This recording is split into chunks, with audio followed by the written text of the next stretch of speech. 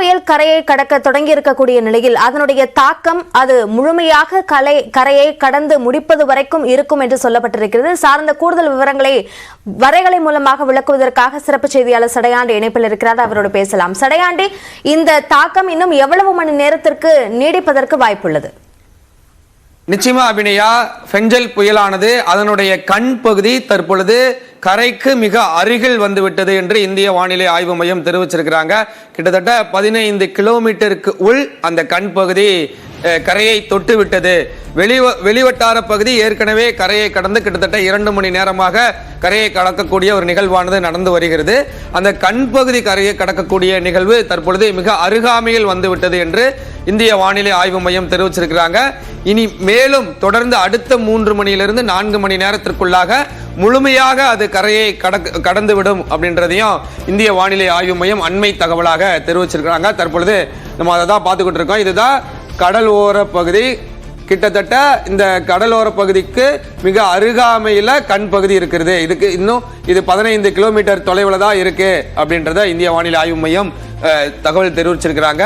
இந்த கரையை கடக்கப்படும் போது கிட்டத்தட்ட 60 to 70 கிலோமீட்டருக்கு காற்றினுடைய வேகம் தற்பொழுது வீசிக்கொண்டிருக்கிறது. ஒரு சில இடங்கள்ல 90 கிலோமீட்டர் வேகத்தில் காற்று வீசிக்கொண்டிருக்கிறது என்ற ஒரு தகவலையும் இந்திய வானிலை ஆய்வு மையம் தெரிவிச்சிருக்கிறாங்க. அடுத்த 3 மணி நேரம் 4 மணி நேரத்திற்குள்ளாக இந்த கண் பகுதி தொடர்ந்து மேற்கு தென்மேற்கு திசையில நோக்கி நகர்ந்து கொண்டிருக்கிறது. ஒரு புயல் வடக்கு வடமேற்கு திசையில நகர்வதைத்தான் நாம் இதற்கு முன்பாக எல்லாம் பார்த்திருக்கிறோம். ஆனால் தற்பொழுது திசையில் மாறுபாடு இருக்கிறது. மேற்கு தென்மேற்கு திசையில் நகர்ந்து கொண்டிருப்பதாக இந்திய வானிலை ஆய்வு மையம் தெரிவிச்சிருக்கிறாங்க. இது கல்பாக்கம், மரக்காணம், புதுச்சேரி, சென்னை ஆகிய பகுதிகளுக்கு இடையில் கரையை கடக்கக்கூடியது. மகாபலிபுரம், கல்பாக்கம் ஆகிய பகுதிகளுக்கு இடையில இது கரையை கடக்கும் என்ற ஒரு செய்தியையும் இந்திய வானிலை ஆய்வு மையம் தெரிவிச்சிருக்கிறாங்க. தற்பொழுது காற்றினுடைய வேகம் இருக்கிறது. மழை எங்கெங்கு பெய்கிறது அப்படின்றத மிக துல்லியமாக இந்த வரைகலை மூலமாக நம்ம பார்க்கலாம். தற்பொழுது இங்க புதுச்சேரி, கடலூர், பரங்கிப்பேட்டை, நெய்வேலி, உளுந்தூர்பேட்டை, விழுப்புரம், திருக்கோவிலூர், திருவண்ணாமலை ஆகிய பகுதிகளில் எல்லாம் தற்பொழுது அதிகப்படியான மழை பெய்து கொண்டிருக்கிறது என்பதை நம்மால் பார்க்க முடிகிறது. நமது செய்தியாளர்களும் களத்தில் இருக்கிறாங்க. கடலூர் பகுதிகளெல்லாம் கடந்த 2 மணி நேரத்திற்கு மேலாக கனமழையானது கொட்டி தீர்த்து கொண்டிருக்கிறது. தற்பொழுது கடலூர் பகுதிகளில் அடர்த்தியான மேகக்கூட்டங்கள் தொடர்ந்து இருக்கிறது என்பதை நம்மால் பார்க்க முடிகிறது. அதே மாதிரி நெய்வேலி, உளுந்தூர்பேட்டை, திருக்கோவிலூர், திருவண்ணாமலை ஆகிய பகுதிகளெல்லாம் அதிகப்படியான கனமழை கொட்டி தீர்த்து கொண்டிருக்கிறது. தற்பொழுது இருக்கக்கூடிய நிலவரப்படி, அதாவது சென்னையை பொறுத்தளவிற்கு மேக கூட்டங்கள் ஏதும் இல்லாமல் வெறிச்சோடி இருக்கக்கூடிய காட்சிகள் தான் சென்னை, செங்கல்பட்டு, தாம்பரம், அரக்கோணம், காஞ்சிபுரம் ஆகிய பகுதிகளில் தற்பொழுது மழையே இல்லை அப்படின்னு கூட சொல்லலாம். அந்த மாதிரியான ஒரு வரைகலை மூலமாக புயலினுடைய தாக்கம் என்னவாக இருக்கிறது என்பது குறித்து சொன்னீங்க. மீண்டும் நாம பேசலாம். அதற்கு முன்பாக இயல்பில் அங்கு என்ன சூழல் என்பது குறித்த விவரங்களை வழங்குவதற்காக நம்முடைய செய்தியாளர் இளவமுதன் புதுச்சேரியிலிருந்து இணைகிறார். அவரோடு பேசலாம். இளவமுதன், இப்ப புதுச்சேரியில புயலோட தாக்கம் என்னவாக இருக்கு? காற்று அதிகமாக இருக்கா, மழை அதிகமாக இருக்கா?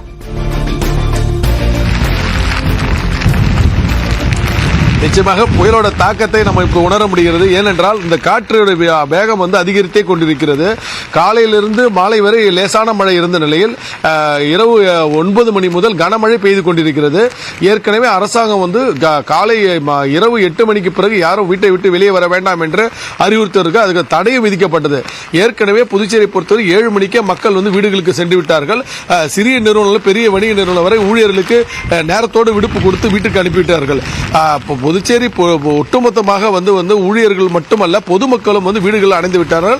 அதனால் மக்களை பொறுத்தவரை எந்த ஒரு பாதிப்பு இல்லை. நாம் இருக்க கடற்கரை சாலை, காந்தி சிலை அருகில் நாம் இருக்கிறோம். இப்பொழுது காற்றோட வேகத்தை நம்மளால் உணர முடிகிறது. ஒரு ஆளை தள்ளக்கூடிய வகையில் தான் இந்த காற்று இருக்கிறது. அபிநயா, இளவமுதன், இந்த காற்றினுடைய வேகம் என்பது எவ்வளவு மணி நேரமாக நீடித்து வருகிறது? மழையும் சில மணி நேரங்களாக பெய்து வருகிறதா அல்லது தற்போதுதான் தொடங்கி இருக்கிறதா, விட்டு விட்டு பெய்கிறதா? நிச்சயமாக 8-9 மணி முதல் தொடர் மழை பெய்து கொண்டுதான் இருக்கிறது. மழையின் வேகமும் குறைஞ்சதில்லை. அதே போல காற்றின் வேகம் தற்பொழுது அதிகரித்து இருக்கிறது. நம்ம ஏற்கனவே குறிப்பிட்டது போல வேகம் அதாவது இருசக்கர வாகனத்தில் கூட செல்ல முடியாத அளவுக்கு தான் காற்று அடித்துக் கொண்டிருக்கிறது. அது கடலோர பகுதியில் இந்த காற்றின் வேகத்தை நாம் அதிக அளவில் உணர முடிகிறது. அபிநயா, புதுச்சேரியில் மழையினுடைய தீவிரம், புயலினுடைய தாக்கம் என்பது அதிகமாக இருக்கிறது என்பதை உணர்ந்து கொள்ள முடிகிறது. நீங்களும் பாதுகாப்பாக இருங்கள் இளவமுதன். அடுத்ததாக வேல்முருகன் நம்மோடு இணைப்பில் இருக்கிறார். வேல்முருகன், நீங்க இப்போ எந்த பகுதியில இருக்கீங்க? அங்க புயலோட தாக்கத்தை உணர முடிகிறதா?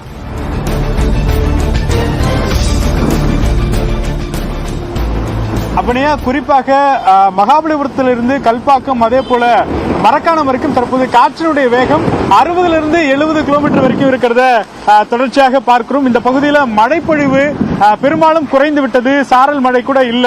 ஆனா காற்றினுடைய வேகம் என்பது தற்போது நம்மளுடைய ஒளிப்பதிவாளர் பரத் காண்பிட்டு இருக்கிறாரு. இங்க இருக்கக்கூடிய தென்னை மரங்களுடைய அசைவை வைத்து எவ்வளவு காற்றினுடைய வேகம் இருக்குது அப்படின்றத பார்க்கிறோம். குறிப்பா இது முக்கியமான ஒரு பிரதான சாலை. இந்த சாலையில போக்குவரத்து முற்றிலுமாக தற்போது இந்த பகுதியில் இல்லைங்கிறதையும் பார்க்கிறோம். ஏன்னா நிறைய எச்சரிக்கைகள் தமிழ்நாடு அரசின் சார்பில் வழங்கப்பட்டது. அதன் அடிப்படையில் தற்போது பெரும்பாலான வாகனங்கள் இந்த சாலையை பயன்படுத்தல. அதே வேளையில மின்சாரம் முழுமையாக துண்டிக்கப்பட்டிருக்கிறது. ஏன்னா குறிப்பாக இந்த சாலையை பொறுத்தளவிற்கு ஈசிஆர்ல இருந்து வரக்கூடிய வாகனங்கள் மரக்காணம் அதே போல புதுச்சேரி உள்ளிட்ட பகுதிகளுக்கு செல்லக்கூடிய வாகனம். இந்த பகுதியில் இருக்கக்கூடிய நபர்களிடம் பேசலாம். அண்ணா வணக்கம், எப்படி இருக்கு காட்சி, எப்படி இருக்குன்னு சொல்லுங்க. இன்னைக்கு சிச்சுவேஷனை பாத்தீங்கன்னா ரொம்ப நான் 2016 பார்த்தது அதை விட கொஞ்சம் அதிகமாவே தெரியுது. மக்கள் எப்படி இருப்பாங்கன்னு தெரியல, இரவு பார்த்தா தான் தெரியும்.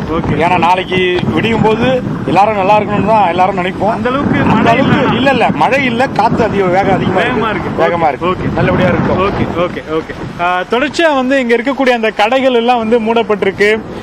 பெரும்பாலான கடைகள் இங்க இல்ல. ஏன்னா காற்றினுடைய வேகம் இருக்கும் அப்படின்றதுனால எச்சரிக்கையாக கடைகள் மூடப்படணும் அப்படிங்கிற மாதிரி பொதுமக்களுக்கு அறிவுரை கொடுக்கப்பட்டது. குறிப்பா இந்த பகுதியில காற்றினுடைய வேகம் அப்படிங்கிறது நம்ம சடையாண்டி அவர்கள் சொன்னது போல இன்னும் 15 கிலோமீட்டர் கரையை ஒட்டி தற்போது நெருங்கி கொண்டிருக்கக்கூடிய நிலையில காற்றினுடைய வேகம் குறிப்பா ஒரு நிமிடம் இல்லாம இருந்துச்சு அப்படின்னா டக்குன்னு காற்றினுடைய வேகம் அதிகரித்தே காணப்படுகிறது. இப்படி மாறி மாறி காற்றினுடைய வேகம் இருக்கிறதன் காரணமாக வீடுகளுக்குள்ளேயே தற்போது மக்கள் இருக்கிறாங்க. ஆனா மின்சாரம் இல்ல, முழுக்க முழுக்க இங்க சுற்றிலும் பெரும்பாலான வீடுகள் இருக்கக்கூடிய பகுதி, அதே போல கடைகள் எல்லாம் இருக்கக்கூடிய பகுதி. ஆனா முழுக்க முழுக்க மின்சாரம் இல்லை. ஏன்னா இந்த காற்றினுடைய வேகத்தின் காரணமாக பல மின் கம்பங்கள் சாய்வதற்கான வாய்ப்பு இருக்கு. எனவே இந்த நேரத்தில் மின் வாரியத்தினுடைய சார்பில் பெரும்பாலும் இந்த மின் கம்பங்கள் சாயாமல் இருப்பதற்கான நடவடிக்கைகள் எடுப்பாங்க. அதனால பாதிப்பு ஏற்படக்கூடாது அப்படின்றதுக்காக மின் தடையை செய்திருப்பாங்க. இதன் காரணமா தற்போது இந்த பகுதியில் பெரும்பாலான கடைகள் மூடப்பட்டிருக்கிறது, மின்சாரம் இல்லாத ஒரு சூழல் இருக்கிறது. எப்பொழுது இந்த புயல் காற்று ஓய்கிறதோ அதற்கு பிறகுதான் மின்சாரம் எல்லாம் சீர்வர கொடுக்கப்படும் மின்வாரிய அதிகாரிகள் தெரிவிக்கிறாங்க. தற்பொழுது காற்றினுடைய வேகம் 60 70 கிலோமீட்டருக்கு நம்மளுடைய மரக்காண பகுதியில் நம்ம மரக்காணத்திலிருந்து குறிப்பா இந்த பகுதி, அதாவது வெங்கம்பாக்கம் சொல்லக்கூடிய மகாபலிபுரத்தை அடுத்து இருக்கக்கூடிய இந்த பகுதியில் பார்க்க முடிகிறது. அப்படியா வேல்முருகன், அங்க காற்றினுடைய வேகம் ரொம்ப அதிகமா இருக்கிறத பார்க்க முடியுது. புயல் கரையை கடந்து முடிக்கிற வரைக்குமே காற்றினுடைய வேகம் அவ்வப்போது அதிகரித்து காணப்படும் அப்படின்னு சொல்லியிருக்காங்க. மழையினுடைய தாக்கமும் விட்டு விட்டு இருக்கிறதுக்கான வாய்ப்பு இருக்கு அப்படின்னு சொல்லப்பட்டிருக்கு. ஆனா அதிக கனமழைக்கான எச்சரிக்கை விலக்கிக் கொள்ளப்பட்டிருக்கு. இப்போ அங்க மழையோட சூழல் என்னவா இருக்கு? அந்த பகுதிகளில் வெள்ளம் தேங்கக்கூடிய அளவுக்கான ஒரு சூழல் ஏற்பட்டிருக்கா?